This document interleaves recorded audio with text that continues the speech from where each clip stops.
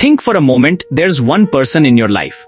After spending time with them, you feel tired, depressed, or negative. Maybe they always complain. Maybe the problems in their life never seem to end. Or maybe they just drain you. Robert Greene, one of the world's most influential power strategists, says these people are like an infection. And if you don't stay away, they will consume your success, your energy, your happiness, everything. Today we are talking about law number 10th from 48 laws of power infection. Avoid the unhappy and unlucky. Understanding this law is essential because this isn't just about power, it's about your mental health, your career, and your future. Subscribe if you haven't already, and let's dive straight into laws. Segment first, what is law 10th? Book cover of 48 laws of power. Then back to camera. First, let's understand exactly what this law says. Robert Greene writes in his book 48 Laws of Power, you can die from someone else's misery. Emotional states are as infectious as diseases. You may feel you are helping the drowning man, but you are only precipitating your own disaster. This means other people's unhappiness is like a disease. Those who are always unhappy, unlucky, or negative, spending time with them transfers that feeling to you as well. Greene divides this into 10 types of people. Type first, the chronic complainers. These people always talk about their problems. They have no solutions, only complaints. Being around them drowns you in negativity too. Type second, the perpetually unlucky. Something or the other is always going wrong in their lives. Jobs are lost, relationships break, money runs out. Greene says this isn't just bad luck, it's a pattern created by their attitudes and decisions. Type third, the energy vampires. These are the most dangerous. They don't directly complain, they create drama. They take your time and energy just to be heard, giving nothing in return. 3 types, chronic complainers, perpetually unlucky. Energy vampires. So Greene's advice is misfortune and negativity are contagious. The only way to avoid them is to distance yourself from those who spread them. One important note here, Greene is not saying be cruel or stop helping people. He's saying set your boundaries. And there are some people you simply cannot help, they only take from you. A powerful analogy for this, the oxygen mask on a plane. Put your mask on first, then help others. Segment second, real life stories. Examples. Now, let's look at some real stories because theory doesn't fully sink in until you see real examples. Story first, Napoleon and the carriers of misfortune. Napoleon Bonaparte, one of history's greatest military leaders. Here's an interesting fact about him. When selecting his generals, Napoleon didn't just look at military skills, he also considered how personally lucky they were. His famous question was, is he lucky? Why? Because he had observed that some people bring bad luck with them. Whatever project they touched, it failed. Whatever work you did with them, something went wrong.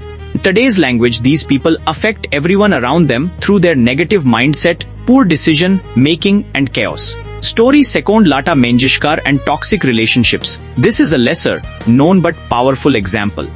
Early in her career, Lata ji decided she would stay away from those producers and directors who had a negative reputation in the industry, no matter how much money was offered. Her belief was work with the right people and the right energy, and success comes on its own. Go with the wrong people and your career can be destroyed no matter how much talent you have. This is exactly the essence of law 10th. Story third, an example from your own life. Let me give you a relatable scenario. In college or at the office, there's always a group. One person constantly complains the professor is wrong, the boss is unfair, the system is broken. The second person does the same. The third too. And if you join that group 6 months later, you're saying the same things. Not your fault. Infection. Emotional contagion. On the other hand, the person who sits with achievers, people with a positive outlook, who look for solutions, that person is in a very different place 6 months later. Jim Rohn's famous quote, you are the average of the 5 people you spend the most time with. Greene's law 10th was saying the same thing a century earlier. Segment third, psychology behind law 10th. Let's get to the science and psychology because this isn't just theory, it's research backed. Concept 1. Emotional contagion. This means emotions transfer from one person to another. Research has proven that when we spend time with someone, our brain unconsciously mirrors their facial expressions, body language, and emotional state. This is called mirror neurons. These neurons in our brain automatically make us copy others. So when a depressed or anxious person sits with you every day, your brain is literally absorbing their negativity. This isn't cheating, it's biology. Concept though social proof, behavioral influence, we shape our behavior by watching the behavior of those around us. This is called social proof. One study found if a close friend of yours gained weight, your chances of gaining weight increase by 57. Just by being around them. The same thing happens with negativity, a failure mindset, and victim mentality. Concept 3 cognitive load and mental bandwidth. Being around negative or unhappy people creates another big problem, cognitive load. This means your mind gets so busy processing their problems that you have no energy left to think about your own goals. You get involved in their drama, give them advice, solve things for them, and at the end of the day, you've done nothing for yourself. This is a silent productivity killer. Concept 4 learned helplessness. From Martin Seligman's research came the term learned helplessness. When we always stay with those who feel helpless, we also learn that nothing will work. What's the point of trying? And this is the biggest danger. Not just energy is lost, ambition is lost too. Segment 4, how to apply in modern life. Theory is done, now let's talk action. How do we apply laws in life today? Step 1, identify who is in your life. The first task, do an honest audit of the people in your life. Ask yourself which people make you feel energetic after spending time with them. Which people leave you feeling drained, sad, or frustrated after time together? Which people always bring problems, never solutions? Make this list seriously, on pen and paper. Everything becomes clear. Step 2, create distance, slowly and smartly. Greene's law doesn't say go tomorrow and tell someone you're toxic, I won't talk to you. He says strategically create distance. Practically, this means reduce how often you meet them, keep conversations short, avoid deep personal conversations, don't get involved in their problems if needed at work. Keep it professional, not personal. Step 3, replace. Surround yourself with positive influences. Just removing the negative isn't enough, adding the positive is essential.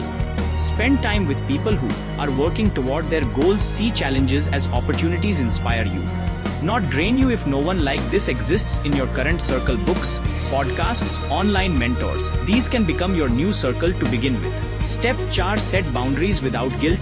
The hardest part comes here, guilt. We think, this is my friend, should I leave them? Won't that seem selfish? Remember, you cannot fix someone's life if they don't want to fix it themselves. And by absorbing their negativity, you become weak yourself. Boundaries are not the opposite of love, they are a form of respect for yourself and others. Segment 5, dark side. Is this right? Now let's come to an important discussion, one that most people don't talk about. Law cruel. Is this a cold and heartless approach? The truth is, if you follow this law literally and blindly, then yes, it can be cruel. Someone is genuinely struggling in their life and you immediately cut them off. That is neither humanity nor wisdom. Greene's law's correct interpretation is stay away from those who are chronically negative, who don't want to change their condition, only want to complain. Help those who are temporarily struggling, but don't make their burden your own. Prioritize your mental and emotional health so that you can be of use to others as well. There's a difference between a person who is struggling and a person who wants to keep struggling. Help the first and learn from the second that nothing will change. And one more important thing, look within yourself too. Sometimes we ourselves are that unhappy person in someone else's life. This self-awareness is the most important thing of all. Outro recap plus CTA. So friends, today we learned what loss is, infection, avoid the unhappy and unlucky. Emotional contagion is real negativity literally transfers. Science, mirror neurons. Cognitive load, learned helplessness. 4 steps, identify, distance, replace, set boundaries. And the dark side, the balance between compassion and distance. Do one thing tonight before you sleep, write down the names of the 5 most important people in your life. Then ask yourself, do these people want to make me better? Do I feel energetic after being around them? The answer will tell you a lot. If today's video was valuable to you, please like it and share it with that friend who needs to hear this. And if you want to watch the complete 48 Laws of Power series, subscribe and hit the bell icon. We'll meet in the next video with Law 11, learn to keep people dependent on you. Until then, take care of yourself. Stay with the right people. And remember, your energy is your greatest currency.